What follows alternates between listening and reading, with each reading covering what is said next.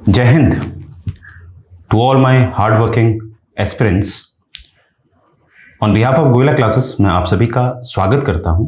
तो जैसा कि मैंने आपसे कहा था कि हम जो आपका आधुनिक इतिहास है, मॉडर्न हिस्ट्री है, उसकी शुरुआत करेंगे। कल मैंने आपको कुछ इंट्रो दिया था कि किस तरह से जो यूरोपियंस थे उन्होंने एक रेनेसा के कारण ये तय किया कि अब एक नया मार्ग ढूंढा जाएगा भारत की तरफ या पूर्व की तरफ, क्योंकि पहले ही ये लोग से मेरा तात्पर्य है जो यूरोपियंस हैं, वो व्यापार करते थे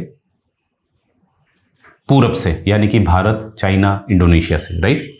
तो एक बार जिस दिखा देता हूं मैं आपको। तो जैसा कि हमारा आज पहला लेक्चर है एडवेंट ऑफ यूरोपियंस, जो आप अपनी स्लाइड में देख सकते हैं। तो शुरू करने से पहले मैं थोड़ा आपको जिस देना चाहता हूं, राइट।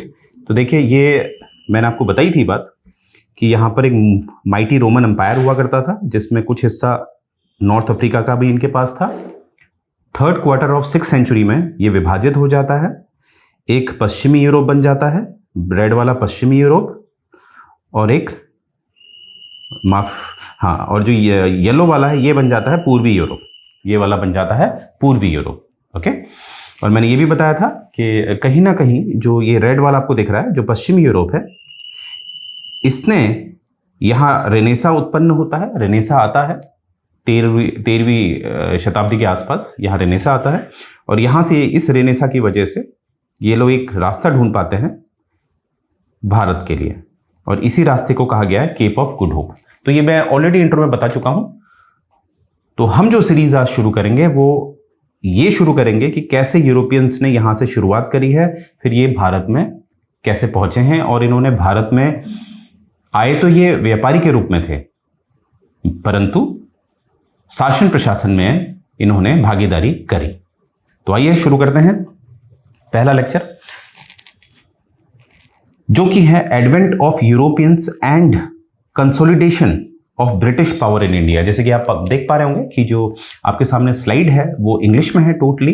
तो मैं कोशिश करूंगा कि हिंदी में ज्यादा आपको बताऊं, जिससे कि बैलेंस हो पाए, ठीक है, जिससे कि हमारे जो हिंदी मीडियम के जो स्टूडेंट्स हैं वो परेशान ना हो। और ऑलरेडी इंग्लिश मीडियम वालों के लिए तो अच्छा है, राइट, बिकॉज हिंदी से हम ऑलरेडी वाकिफ होते हैं और उनके नोट्स भी आपको इंग्लिश में मिल रहे हैं।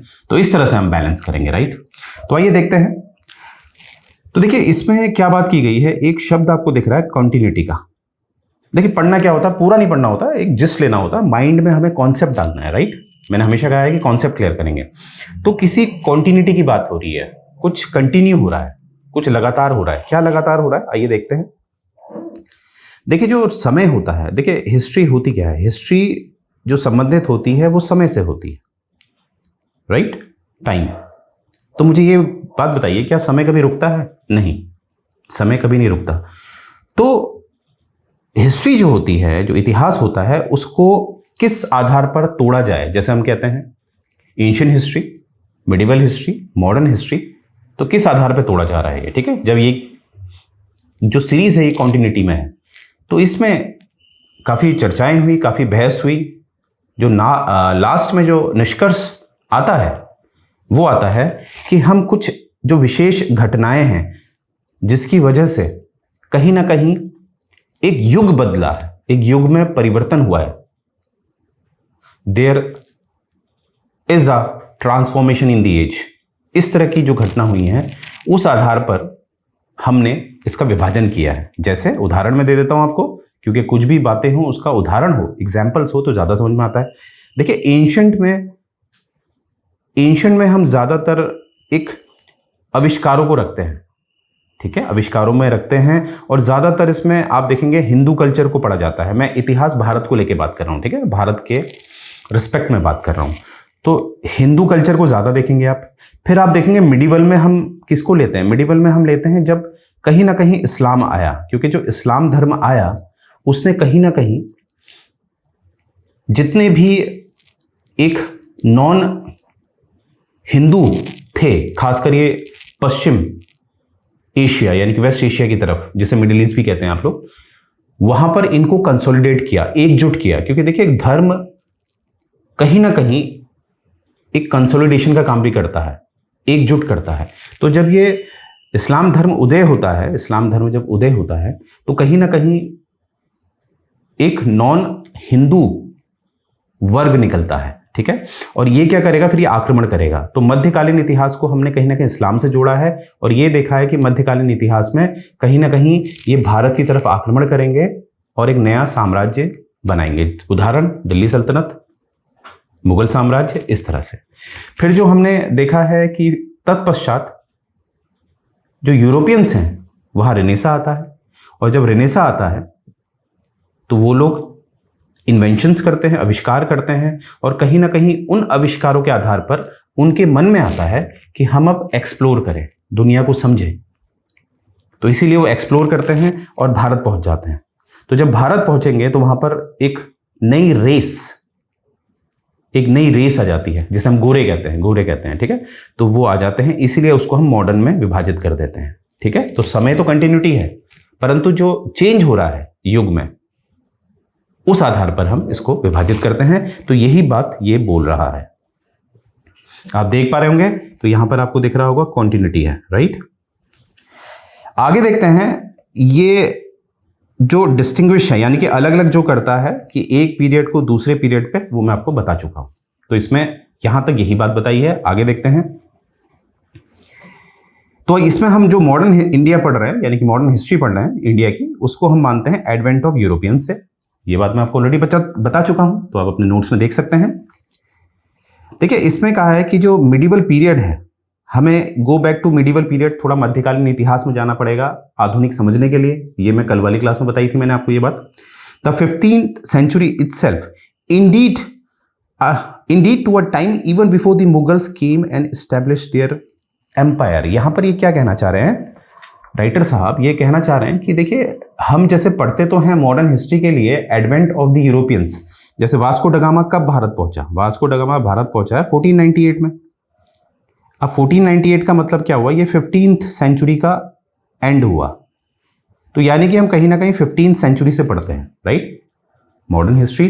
परंतु जो राइटर साहब कह रहे हैं कि वास्तविकता में हमें इससे थोड़ा पहले पढ़ना पड़ता है, यानी कि जो मुगल्स हैं उससे भी पहले का हमें देखना पड़ता है। तो ऑलरेडी मैं बता चुका था, मैंने तो आपको 7वीं शताब्दी से बता दिया था, राइट, जहां पर रोमन अंपायर विभाजित होता है। 3rd quarter of 6th century मैंने बताया था, और किस तरह से ये पहुंचते हैं भारत में, राइट।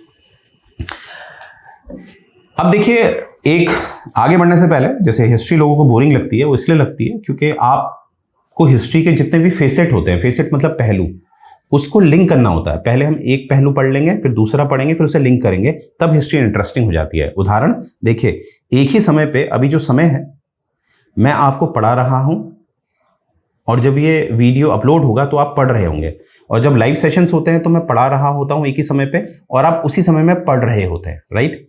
तो एक ही समय में आप देख रहे हैं, अलग अलग पहलू होते हैं, तो इन पहलू को हमें लिंक करना होता है, ठीक है। चलिए आगे बढ़ते हैं। तो मुझे उम्मीद है ये बात आप समझ चुके हैं कॉन्टिन्यूटी क्या है, क्योंकि समय एकदम कंटिन्यू है। तो हिस्ट्री को विभाजित हमने किस आधार पे किया है? कुछ ऐसे युगों में परिवर्तन हुआ है, उस आधार पे हमने इसको चेंजेस किए हैं। और मॉडर्न की हम शुरुआत कहां से करते हैं? एडवेंट ऑफ द यूरोपियंस, ये मैंने बता दिया है। और 15वीं शताब्दी को हम लेके चलते हैं, पर वास्तविकता में हमें थोड़ा पीछे जाना पड़ता है। ये बात राइटर साहब बोल रहे हैं। आगे देखते हैं। यहां पर आप देखेंगे, आगे बढ़ने से पहले, जैसे कि मैं हमेशा कोशिश करता हूं कि पिक्चर से लिंक करूं, तो यहां पर एक पिक्चर को देखेंगे, तो पिक्चर आप देख रहे होंगे। तो यहां पर क्या दिख रहा है आपको? आपको दिख रहा है एक सनराइज हो रहा है, एक सनराइज हो रहा है, और एक मॉस्क है, ये मॉस्क है, मस्जिद है। तो यानी कि मॉस्क में राइज हो रहा है, मॉस्क में राइज हो रहा है, यानी कि इस्लाम का राइज हो रहा है, इस्लाम का राइज हो रहा है। तो थोड़ा सा हम देखते हैं इस्लाम का राइज के पीछे कुछ डेटा हम देख लेते हैं, जो हमारे काम का डेटा है। देखिए, आप अच्छी तरह जानते होंगे कि जो इस्लाम का उदय हुआ वो पैगंबर मोहम्मद यानी कि प्रॉफिट मोहम्मद द्वारा किया गया। यही थे जिन्होंने इस्लाम धर्म को लोगों तक पहुंचाया। तो मोहम्मद जी के बारे में हम देख लेते हैं। इनका जो जन्म हुआ था 571 में हुआ था, और इनकी जो मृत्यु हुई थी 632 एडी, ओके, एडी। आजकल इसे सीई भी कहा जाता है, क्योंकि अपडेटेड वर्जन में हम इसे सीई कहते हैं, कॉमन एरा, ठीक है, आजकल आप इसको कॉमन एरा ज़्यादा कहिए तो बेहतर है। तो देखिए याद रखेंगे ये इनका जो बर्थ हुआ था it was in 571 and he died in 632 CE, common era AD। अब देखिए इन्होंने क्या किया था, एक सफ़र किया था मक्का टू मदीना, इन्होंने ये सफ़र किया था, ये किया था 625 CE में, कॉमन एरा पे, AD में मतलब 625। जब इन्होंने सफ़र किया था तो तब जाकर एक इस्लाम धर्म का उदय होता है, ठीक है। अब याद रखेंगे, आपको दो बातें याद रखनी है कि पैगंबर मोहम्मद यानी कि प्रॉफिट मोहम्मद ने इस्लाम धर्म का उदय किया था और ये मक्का टू मदीना गए थे 625 CE में, राइट। अच्छा आगे देखते हैं। अब हमें क्या समझ में आ गया है कि लगभग 7वीं शताब्दी 7th सेंचुरी, क्योंकि 7th सेंचुरी में क्यों बोल रहा हूं, क्योंकि 625 के आसपास इस्लाम धर्म का उदय हो गया है। तो 7th सेंचुरी में, या इसको हम ऐसा भी कह सकते हैं कि जो मिड 7th सेंचुरी का पहला भाग, मिड सेंचुरी, क्योंकि मिड सेंचुरी क्या होगी 650, तो इसका पहला भाग जो है वहां पर इस्लाम धर्म का उदय हो गया, ठीक है। या मोटा मोटा अगर आप एग्जाम में ये भी लिखते हैं कि 7th सेंचुरी में इस्लाम धर्म का उदय हुआ, या ये भी लिखते हैं कि शुरुआती 7th सेंचुरी में इस्लाम धर्म का उदय हुआ, वो भी गलत नहीं होगा, राइट। तो हमें ये समझ में आ गया कि 7th सेंचुरी में इस्लाम धर्म का उदय होता है। तो होता क्या है, ध्यान से देखेंगे कि इस वजह से जो जितने भी ये ट्राइब्स थे जो किसी धर्म को इतना नहीं मानते थे, ये अलग अलग थे, परंतु इस धर्म ने इनको जोड़ दिया। अब ये एक हो गए, राइट, ये कितने हो गए, एक हो गए।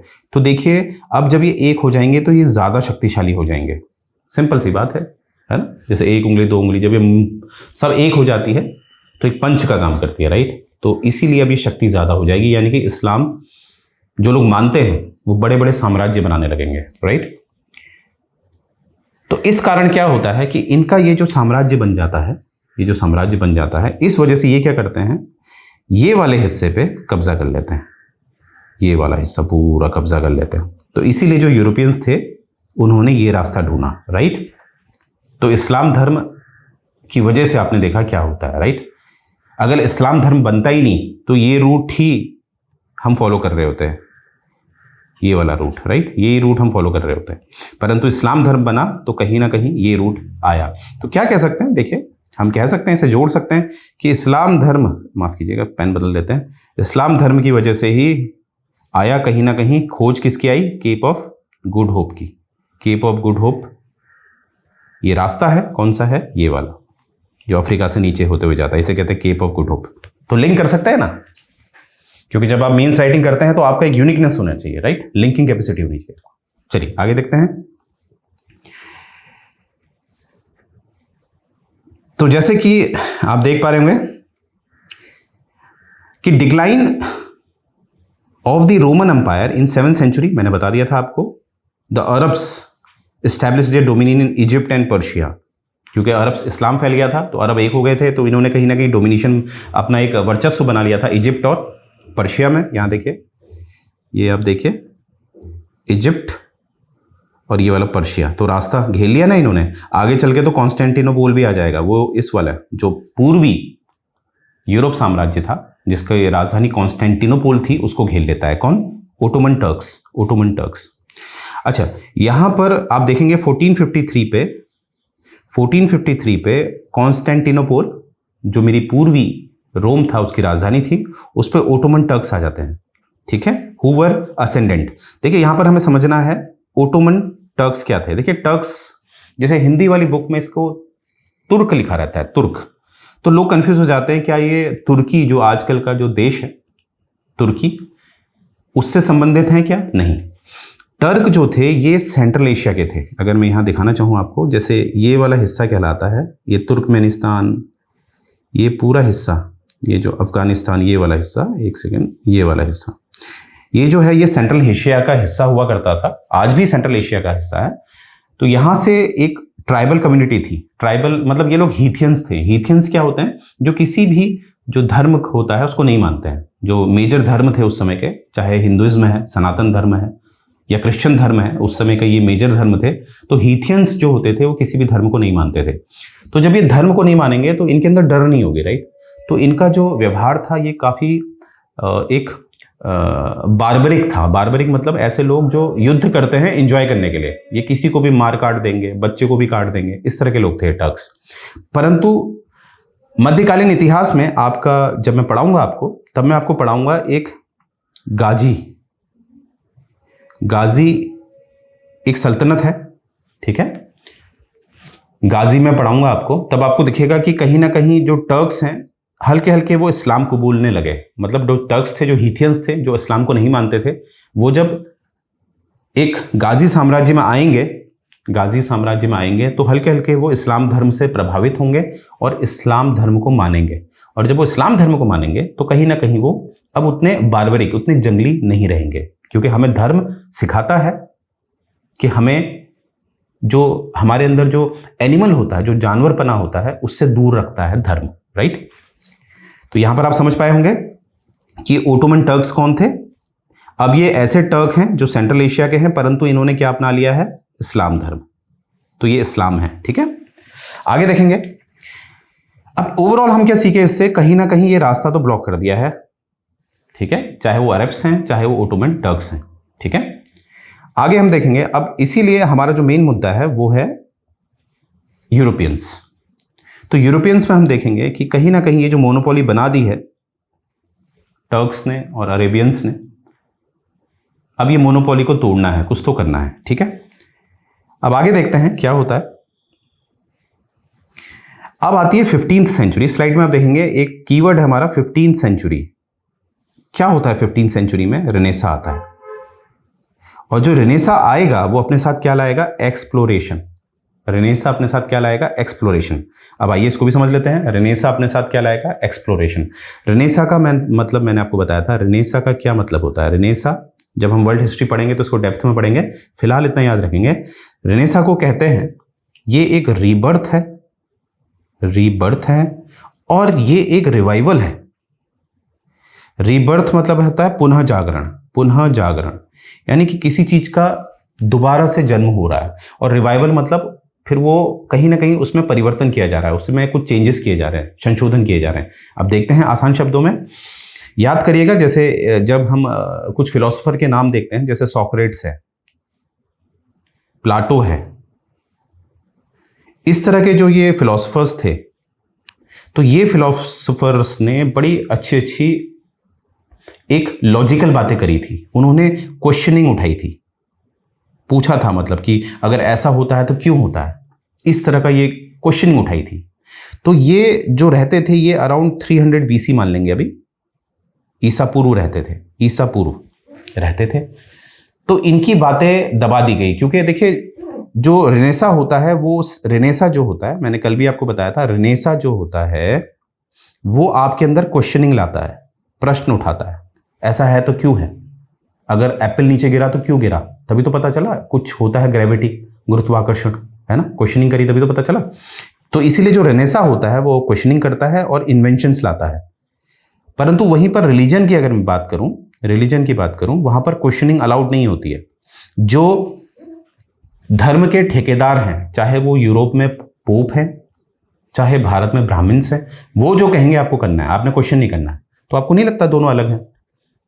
तो कहीं ना कहीं मैंने बताया आपको कि 7वीं शताब्दी में ये धर्म बढ़ता हुआ जा रहा था, यूरोप में। पर कहीं ना कहीं 13th और 14th सेंचुरी में फिर ये जो है रेनेसा आने लगा। तो रेनेसा जब 13th-14th सेंचुरी में आने लगा तो वो कहीं ना कहीं किसके विरुद्ध गया, रिलीजन के।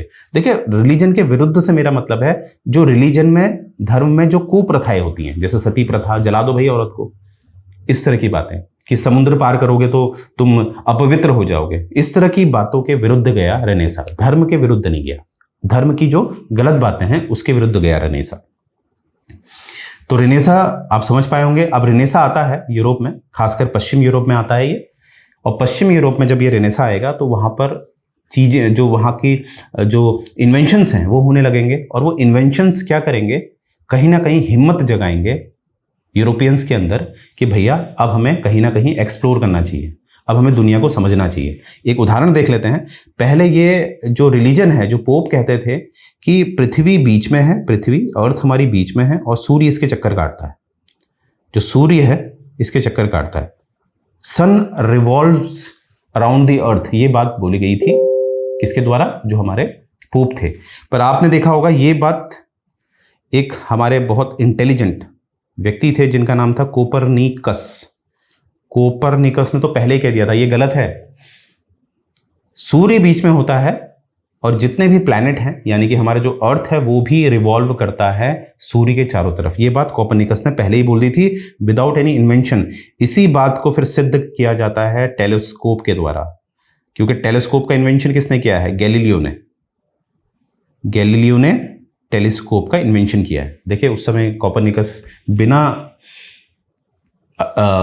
कुछ इंस्ट्रूमेंट के, बिना किसी साधन के, देखिए क्या माइंड होता था इनका, ठीक है, इन्होंने बोल दिया। तो यहां से एग्जाम वाइज क्वेश्चन तैयार हो गया। कोपरनिकस ने ही ये शुरुआत करी थी, ये बोला था कि जो सूर्य है, सूर्य के चारों तरफ चक्कर काटती है पृथ्वी और अन्य ग्रह। और इसी को फिर गैलीलियो ने जब इन्वेंशन किया, टेलीस्कोप का इन्वेंशन किया गैलीलियो ने, तो ये प्रूफ हो गया, राइट। तो देखिए कितना माइंड था इनका।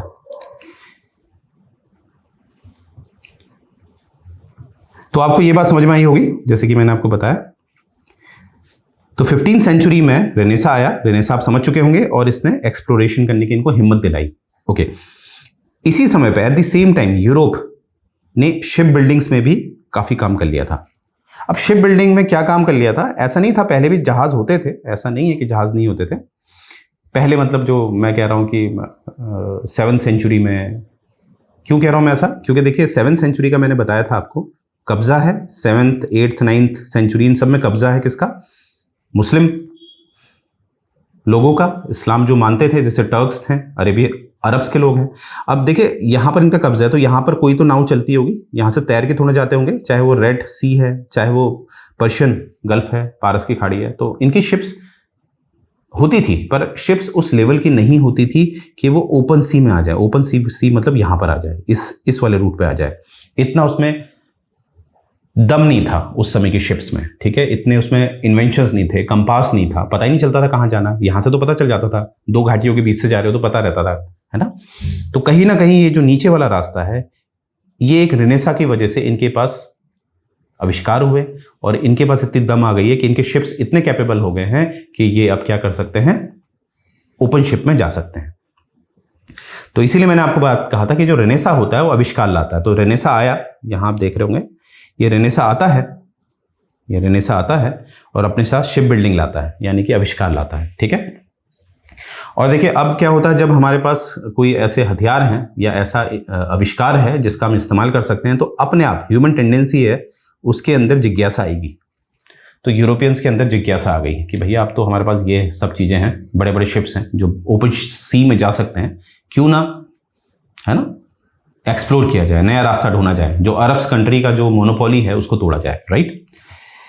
देखिए गैलीलियो की बात मैंने बताई थी, रेनेसा मैन था ये, तो इसके बारे में ये देख लीजिए, ये आपका है, ठीक है। तो आविष्कार किया है इसने टेलीस्कोप का, ये एग्जाम वाइज याद रखिएगा। आगे बढ़ते हैं। अब देखिए ऑब्वियसली बात है, यहां पर बात की गई है इकोनॉमिक डेवलपमेंट की, कुछ आर्थिक जो एक आधार था वो बड़ा है, ठीक है, यूरोप का, और खासकर यूरोप कौन सा? ये पश्चिम यूरोप की बात ज्यादा हो रही है अभी, ठीक है। अब जब उनकी आर्थिक स्थिति बड़ी है तो एक क्या होगा? एक्सपेंशन होगा लैंड का अंडर कल्टीवेशन, यानी कि वो लोग नई नई तकनीक से वाकिफ हो रहे हैं और वो क्या करेंगे, जो उनके पास बंजर भूमियां थी उनमें परिवर्तन करके उनको कहीं ना कहीं उपजाऊ भूमि, कल्टीवेबल लैंड में उसे कन्वर्ट करेंगे। अब जब ये कल्टीवेबल लैंड में इसको कन्वर्ट कर देंगे तो ऑब्वियसली बात है इनके पास अनाज आएगा और इतनी मात्रा में आएगा कि अपना तो ये अपनी जनता को तो खिला ही सकते हैं, बाकी ये आयात निर्यात करके धन और एकत्रित, यानी कि they can increase their income on behalf of this agricultural products, right, ये कर सकते हैं। अब देखिए जब ऑब्वियसली बात है, जब एग्रीकल्चर बढ़ता है तो उससे जुड़ा हुआ एक बिजनेस होता है जिसे हम लाइव स्टॉक कहते हैं। लाइव स्टॉक मतलब होता है पशुपालन। तो पशुपालन बढ़ने लगा, ज्यादातर फॉरेन में पोक्स चलते हैं, पिग्स चलते हैं, जिसका ये मीट भी खाते हैं। तो जब ये बढ़ेगा, लाइव स्टॉक बढ़ेगा, पशुपालन बढ़ेगा, तो ज़्यादातर क्या होता है कि कहीं ना कहीं अब जो सप्लाई है मीट की वो भी बढ़ेगी, क्योंकि उसकी डिमांड बढ़ेगी, है ना। लोग वेज और नॉन वेज में ज़्यादा आएंगे, और खासकर नॉन वेज में ज़्यादा आएंगे। यूरोप में तो नॉन वेज ज़्यादा चलता है। तो होगा क्या, अब ये मीट को लेने के लिए, मीट के लोग इस्तेमाल करते थे, तो मीट को स्वादिष्ट बनाने के लिए उनको क्या चाहिए, मसाले। क्या चाहिए, मसाले। ओरिएंटल लग्जरी गुड्स इंक्रीज्ड, यानी कि ओरिएंटल गुड्स मैंने हमेशा बताया आपको कि जो पूर्व की तरफ जो देश थे, खासकर यूरोप के पूर्व अगर आप देखेंगे तो वो आएगा आपका भारत, चाइना, इंडोनेशिया। इन सभी के प्रोडक्ट को ये लोग कहते थे ओरिएंटल प्रोडक्ट। तो साधारण शब्दों में क्या है, जो मसाले इनको चाहिए थे, क्यों चाहिए थे, इंक्रीज हो गया, डिमांड बढ़ गई है मीट की, तो इनको क्या चाहिए, प्रोडक्ट चाहिए। कौन से प्रोडक्ट चाहिए, ओरिएंटल से मसाले चाहिए, राइट। तो जब मांग बढ़ेगी तो इनको अब कहीं ना कहीं कुछ ऐसा रास्ता चाहिए जहां पर अरब की मोनोपोली ना हो, ये डायरेक्ट कहां पहुंच जाएं, ओरिएंटल प्रोडक्ट लेने पहुंच जाएं, भारत या चाइना या इंडोनेशिया में। आगे देखते हैं, वेनिस है, जिनोवा है, जो बहुत पहले प्रॉस्परस था ओरिएंटल गुड्स में। अब माइटी ओटोमन टर्क्स जो थे, उन्होंने कहीं ना कहीं उनका बिजनेस फ्लॉप कर दिया। देखिए इसमें क्या है, सिंपल सा है। ये देखिए यहां जो आपको यूरोप दिख रहा है, ये वाला पार्ट, यहां पर दो शहर थे, वेनिस और जिनोवा। वेनिस और जिनोवा जब रोम हुआ करता था, जब रोम टूटा नहीं था, तो कहीं ना कहीं ये लोग क्या करते थे, वेनिस और जिनोवा, ये सबसे ज्यादा ओरिएंटल प्रोडक्ट लाते थे, ठीक है, और इसको ये लोग यूरोप में सप्लाई करते थे। तो इस तरह से ये लोग काफी अच्छा बिजनेस करते थे, जिनोवा और वेनिस। इसीलिए आज भी आप देखेंगे जिनोवा और वेनिस काफी एडवांस है आज भी। परंतु ओटोमन टर्क्स, मैंने कहा था 1493 में ओटोमन टर्क्स ने पूरा कैप्चर कर दिया है। तो कहीं ना कहीं जब ये वाला हिस्सा, ये टर्की वाला हिस्सा में ओटोमन टर्क्स आ गए हैं, तो फिर तो वेनिस और जिनोवा को बड़ा नुकसान होने लगा, क्योंकि सारा बिजनेस जो था इनका हैम्पर हो गया है, गड़बड़ा गया है, क्योंकि ओटोमन टर्क्स को इनको बहुत ज़्यादा कमीशन देना पड़ता था, जिस वजह से इनका जो मुनाफा था, जो मार्जिन था मुनाफे का, वो कम हो गया। तो ये भी परेशान थे। इसीलिए हालांकि इन्होंने बिजनेस इतना अच्छा किया था, वेनिस और टर्क्स ने, सॉरी माफ कीजिएगा, वेनिस और जिनोवा ने, कि इनके पास पैसा था इनके पास काफ़ी। तो इन्होंने क्या करा, खासकर देखिए एक सिंपल सी बात है यहां पर आप समझिएगा। एक तरफ है स्पेन और पुर्तगाल, इनके पास कहीं ना कहीं टेक्नोलॉजीज बहुत आने लग गई थी, टेक्नोलॉजीज बहुत आने लगी थी रेनेसा की वजह से, परंतु उतना फंड नहीं था इनके पास, पैसा नहीं था। और पैसा कहीं ना कहीं वेनिस और जिनोवा के पास था, वेनिस और जिनोवा के पास था। क्यों था, मैंने बताया था, जब माइटी रोमन एम्पायर हुआ करता था, विशाल का एम्पायर हुआ करता था, जब टूटा नहीं था, तो यही थे जो एक इंपोर्ट एक्सपोर्ट करके बीच में मार्जिन कमाते थे। तो इनके पास पैसा था, इन्होंने मॉनेटरी वाइज इनको हेल्प करी कि भैया तुम लो, पैसा लो, अपने शिप्स बनाओ, इन्वेंशंस करो, जाओ, हम खर्चा उठाएंगे, बस एक नया रास्ता ढूंढो भाई, एक नया रास्ता चाहिए हमें। ये जो टर्क्स हैं इन्होंने बड़ा दिमाग खराब कर रखा है। तो इसीलिए देखिए यहां से हमें क्या सीखने को मिलता है, जब यूनिटी होती है तभी जो बड़े मकसद होते हैं वो हासिल होते हैं। आई रिपीट, जब यूनिटी होती है तभी बड़े मकसद हासिल होते हैं, राइट। तो यहां से देखिए हिस्ट्री हम क्यों पढ़ते हैं, हिस्ट्री से हमें बड़े सबक मिलते हैं। तो यूनिटी मैटर्स, राइट। इसीलिए उद्देशिका में साफ लिखा है यूनिटी, अखंडता, एकता होनी चाहिए, राइट। तो मुझे उम्मीद है यहां तक आप समझ पाए होंगे वेनिस और जिनोवा वाली बात, ठीक है, कि इन्होंने कहा भैया हम हेल्प करेंगे तुम्हारी, क्योंकि माइटी ओटोमन टर्क्स से परेशान थे, इसीलिए इन्होंने पुर्तगाल और स्पेन को मदद करी। इस मदद से इन्होंने बड़े बड़े शिप्स बनाए, ठीक है। अब देखिए कहीं ना कहीं जो पुर्तगाल है, भारत में भी पहला यही आया है पुर्तगाल, है ना। तो पुर्तगाल है, यहां पर इसको कहीं ना कहीं लीडरशिप दी गई किसकी, क्रिस्टेंडम्स की। क्रिस्टेंडम्स, ये क्रिस्टेंडम्स क्या है इसको जरा समझ लेते हैं। क्रिस्टेंडम्स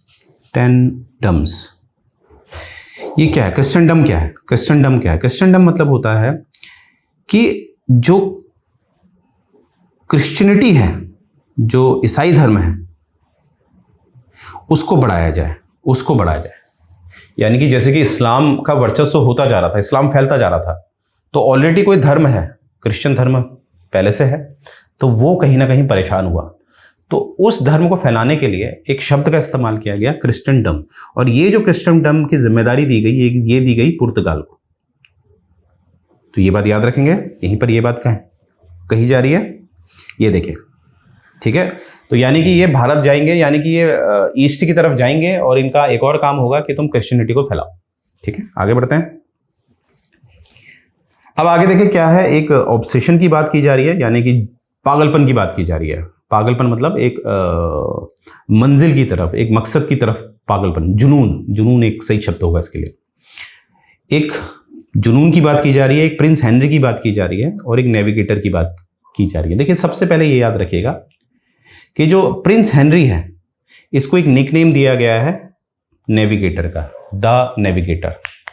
तो एग्जाम में डायरेक्ट क्वेश्चन आ जाते हैं कि द नेविगेटर किसके लिए इस्तेमाल किया गया है, वो है प्रिंस हेनरी। अब देखिए मैंने बताया था कि पुर्तगाल में कहीं ना कहीं क्या हो रहा था, रेनेसा आ रहा था। रेनेसा तो पूरे यूरोप में ही आ रहा था, पर पुर्तगाल में ज़्यादा आविष्कार हो रहे थे। तो वहाँ का एक प्रिंस था, प्रिंस हेनरी, उसको बड़ी जिज्ञासा थी, बड़ा पागल था कि मैं एक्सप्लोर करना चाहता हूँ, एक नया रास्ता ढूंढना चाहता हूँ। तो इसीलिए उसको नेविगेटर कहा जाता है, क्योंकि उसको काफ़ी ज्ञान भी था इन चीज़ों का। तो हुआ क्या था कि जो मैंने आपको बताया था कि कहीं ना कहीं जब रेनेसा की शुरुआत हो रही थी, तो हम अभी 15वीं सेंचुरी की बात कर रहे हैं, रेनेसा काम कर रहा है, पर अभी भी कहीं ना कहीं पोप का वर्चस्व हुआ करता था। मतलब ऐसा नहीं कि पोप को एकदम गायब कर दिया है, मतलब जो जिनको रिलीजियस नॉलेज है उनको गायब कर दिया। कहीं ना कहीं अभी भी शासन प्रशासन में इनका वर्चस्व होता था। जो राजे होते थे, जो राजा वाजा होते थे, इनसे कुछ ना कुछ परमिशन लेते थे।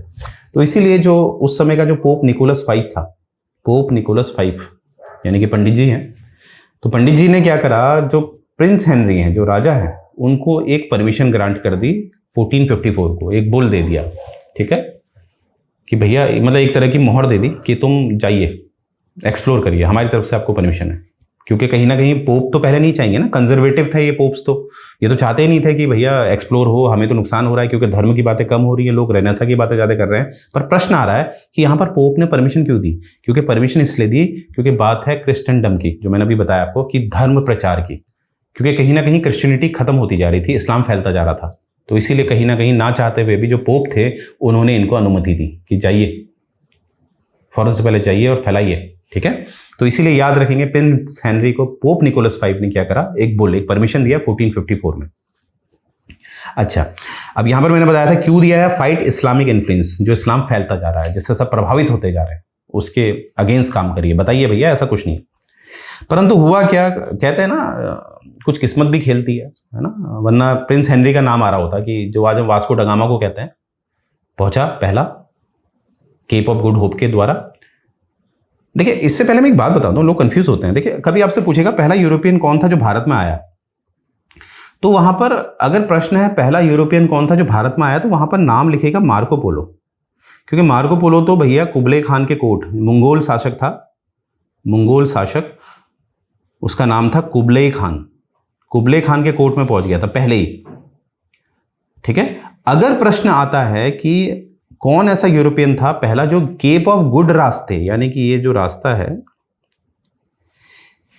ये जो रास्ता है ये वाला, इसके द्वारा कौन पहला पहुंचा भारत, तब नाम आता है वास्को ड गामा का।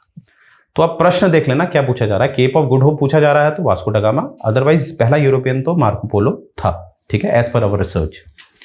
चलिए, मुझे उम्मीद है यहां तक आप समझ गए होंगे, क्योंकि कंफ्यूजन नहीं चाहिए मुझे कोई हिस्ट्री में। तो देखिए ये है जो मैंने आपको बताया था कि इस्लामिक का, और ये भी बता रहा था किस्मत की बात भी होती है, तो प्रिंस हेनरी की मृत्यु हो जाती है, ठीक है, यानी कि वास्को ड गामा के नाम पे लिखा था भैया कि तुम ही जाओगे, ठीक है। आगे देखते हैं अब क्या होता है। 1497 में एक ट्रीटी, एक संधि साइन होती है, ठीक है, एक ट्रीटी साइन होती है 1494 पे, माफ कीजिएगा, 1494 में एक ट्रीटी साइन होती है जिसको कहा जाता है टोडेसिलास, ट्रीटी ऑफ टोडेसिलास 1494 में उसमें हस्ताक्षर किए जाते हैं। अब देखिए होता क्या है कि इसमें जो पुर्तगाल है और जो स्पेन है उसमें एक डिवीजन हो गया है कि भैया, क्योंकि पुर्तगाल और स्पेन देखिए यहां पर जुड़ा हुआ है, ध्यान से देखिए, पुर्तगाल और स्पेन को अगर आप ध्यान से देखेंगे ये एकदम जुड़ा हुआ है। तो ये कहीं ना कहीं आविष्कारों में एक से थे, जो इनके अंदर जिज्ञासा, ईगरनेस हो रही थी वो एक सी थी, अब इसीलिए कहीं ना कहीं अब ये डिसाइड नहीं कर पा रहे थे कि कौन कहाँ को जाएगा, तो इसीलिए एक इनके पास ट्रीटी ऑफ टोर्डेनालिस होता है, उसमें ये लोग क्या करते हैं, डिसाइड करते हैं जो स्पेन है यहाँ कहीं पर एक पॉइंट ये निश्चित कर देते हैं, इस पॉइंट के इस तरफ को जाएगा कौन, स्पेन, और इस तरफ जाएगा पुर्तगाली। आई रिपीट, स्पेन जाएगा वेस्ट की तरफ और पोर्चुगीज जाएंगे ईस्ट की तरफ। ठीक है, तो यही बात इसमें तय की गई ट्रीटी ऑफ टोर्डेनालिस में, ट्रीटी ऑफ टोर्डेसिलास में। ठीक है, तो एक जो नॉन क्रिश्चियन वर्ल्ड है, मतलब जहां जहां पर क्रिश्चियनिटी नहीं फैली है वहां पर ये लोग विभाजित कर दिया इन्होंने। जो मैंने आपको बताया था, जो अटलांटिक ओशन, जो अटलांटिक महासागर है, वहां पर एक पॉइंट इन्होंने निर्धारित किया, उस पॉइंट का नाम था केप वर्डे आइलैंड, एक द्वीप है ये। यानी कि इस आइलैंड के पश्चिम की तरफ, अगर मैं मैप को देख रहा हूं, पश्चिम की तरफ स्पेन जाएगा और पूर्व की तरफ यानी कि भारत की तरफ कौन आएगा, पुर्तगाली। तो याद रखें ट्रीटी ऑफ टोर्डेसिलास 1494 की, और ये पॉइंट भी याद रखेंगे, जो डिवीजन का पॉइंट था वो था केप वर्डे आइलैंड। चलिए भैया, अब देखिए, ये मैंने बताया था पुर्तगाली जो हैं वो जाएंगे ईस्ट की तरफ, जो भी ईस्ट को वो एक्सप्लोर करेंगे, जो भी उन्हें मिलेगा वो उनका, और स्पेन का जो था वो था वेस्ट की तरफ, ट्रीटी ऑफ टोर्डेसिलास के तहत। फिर देखिए, अब एक नया पोर्चुगीज नेविगेटर आएगा। नेविगेटर मतलब जिसको नॉलेज है नेविगेट करने की, रास्ता, जैसे आजकल आप जीपीएस यूज करते हैं ना, वो भी तो नेविगेट का काम करता है, रास्ता बतलाता है। तो उस समय तो जीपीएस नहीं होता था, राइट। तो शुरुआत प्रिंस हेनरी करना चाहता था, द नेविगेटर की जो टाइटल है वो तो प्रिंस हेनरी को दिया गया था, राइट। परंतु मृत्यु हो जाती है। अब आता है 1487 में कौन, बार्थोलोमियो डियाज। आई रिपीट, ये नाम याद रखेंगे, एक व्यक्ति आएगा बार्थोलोमियो डियाज। अब देखिए ये क्या करेगा, ये व्यक्ति है जो रास्ता ढूंढ देता है केप ऑफ गुड होप का।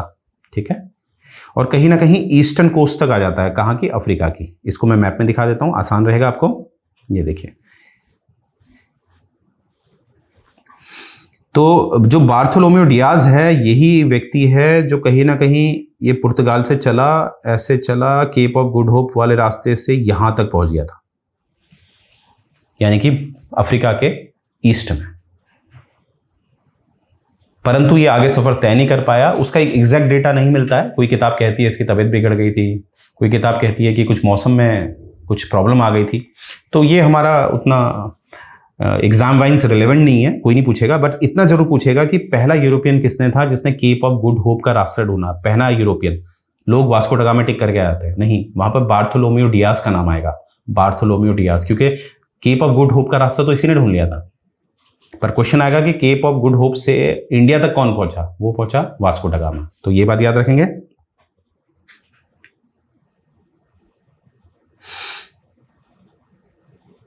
ओके, तो ये बात याद रखेंगे। मुझे उम्मीद है आपको क्लियर हो रहा होगा, मैं कर पा रहा हूँ आपको संतुष्ट। ठीक है, तो बार्थोलोमियो डियाज का नाम याद रखेंगे। ठीक है, 1487। ठीक है, जो वास्को ड गामा अपनी जर्नी तय की थी वो 1497 में शुरुआत करी थी और 1498 में वो पहुंच गया था कहाँ, भारत में। देखिए कितना याद है, 10 वर्ष पहले, यानी कि 1487 में किसने शुरू किया था, बार्थोलोमियो डियाज ने, 10 वर्ष पहले। ऐसे माइंड में फीड हो जाता है। चलिए आगे बढ़ने से पहले ये हमारे कुछ रिजल्ट हैं, आप देख पा रहे होंगे, ये हमारे सिलेक्शंस हैं, और मैं चाहता हूं आप अपनी फोटो भी इसमें इमेजिन करिए। जब तक आप सबसे पहले सोच नहीं रखेंगे तो परिश्रम नहीं होता। तो सबसे पहला स्टेप है सोच। पहले ही सोचिए कि मुझे एसडीएम बनना है तो बनना है, फिर अपने आप आपके अंदर वो परिश्रम की भावना आएगी। और हम बैठे हैं आपको गाइड करने के लिए, क्योंकि परिश्रम बिना मार्गदर्शन के जीरो होता है, ये तो मानते होंगे आप, है ना। तो यहाँ पर हमारा एक प्रयास कोर्स है जो 4999 का है, जिसमें जीएस सेक्शन पढ़ाया जाता है आपको, और एक हमारी टेस्ट सीरीज है जो केवल 999 की है, जिसमें जो भी आपने पढ़ा है हमारे जो वेल क्वालिफाइड टीचर्स हैं वो उसको स्टडी करते हैं, इवेल्युएट करते हैं आपके मार्क्स को, फिर जो आपकी कमी है वहाँ पर काम किया जाता है, और आपको एक मेरिट में भी शामिल किया जाता है कि आपको पता चले कि आप किस लेवल में हैं। और एक हमारा जो कॉम्बो कोर्स है प्रयास और सर्वज्ञान का, जिसे हम सर्वज्ञान कहते हैं। सर्वज्ञान में आपका प्रयास आता है और संकल्प आता है, जिसमें जीएस पढ़ाया जाएगा आपको, और टेस्ट सीरीज होंगी। वो टोटल कॉम्बो प्राइस आपको केवल मात्र 5499 का पड़ेगा। ठीक है, तो इतना तो है ना, आसान है। ठीक है, अब देखिए तो इतना तो हमें समझ में आ गया, केप ऑफ गुड होप मिल गया है, बार्थोलोमेव डियास। सीरीज याद रखेंगे, पहले प्रिंस हेनरी जिसने परमिशन ले ली थी पोप निकोलस 5 से, बुल ले लिया था, किसने लिया था? प्रिंस हेनरी ने, परंतु अनफॉर्चुनेटली उनकी डेथ हो गई थी।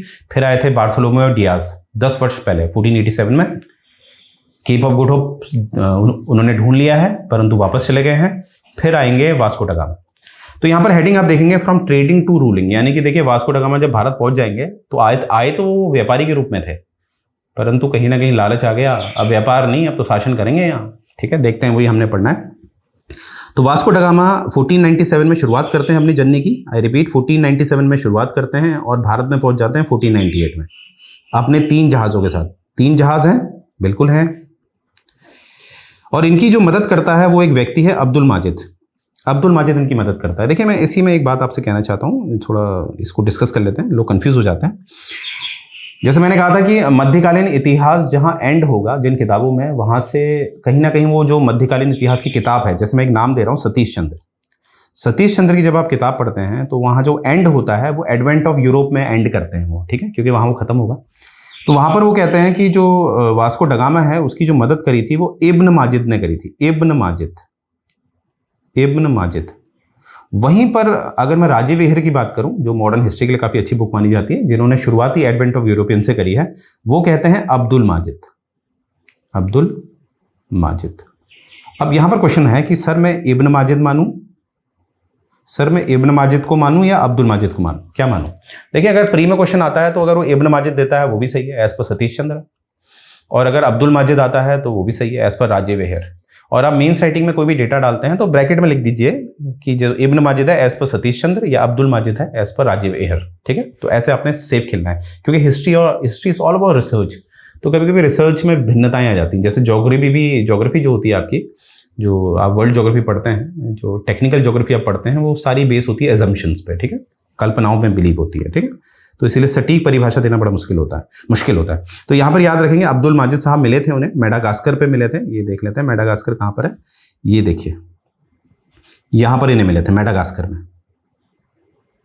ये जा रहे थे, अब किस्मत भी होती है ना, मैंने कहा ना ये जा रहे हैं यहाँ पर रेस्ट किया इन्होंने, तो मेडागास्कर पे रेस्ट किया वास्को दा गामा है, तो इनको एक गुजराती पायलट मिल गए। गुजराती मतलब भारत के हैं, इनको आइडिया है। यहाँ से यहाँ तक का आइडिया किसको है, एक सेकंड कलर चेंज कर देते हैं, यहाँ से यहाँ तक का आइडिया भैया गुजराती पायलट अब्दुल माजिद को है। तो कहीं ना कहीं किसके लिए अच्छा हुआ, वास्को दा गामा। मुझे लगता है इन्होंने काफ़ी निकलने से पहले पूजा पाठ कराई होगी, राइट, ठीक है, क्योंकि किस्मत साथ दे रही है। देखिए यही होता है, कभी कभी राह खुलते ही है ना, पर सबसे पहले तो प्रयास ही होता है। वास्को दा गामा में प्रयास तो करा, अपने आप अब्दुल माजिद मिल गए।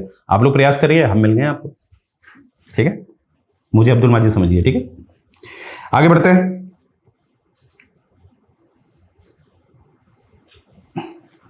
तो 3 शिप्स के साथ पहुंचा है, कहां पहुंचा है, कालीकट में। कब पहुंचा है, 1498 में, ठीक है। और इसका स्वागत करते हैं ज़ेमुरीन का मतलब होता है समुद्र का राजा, ठीक है।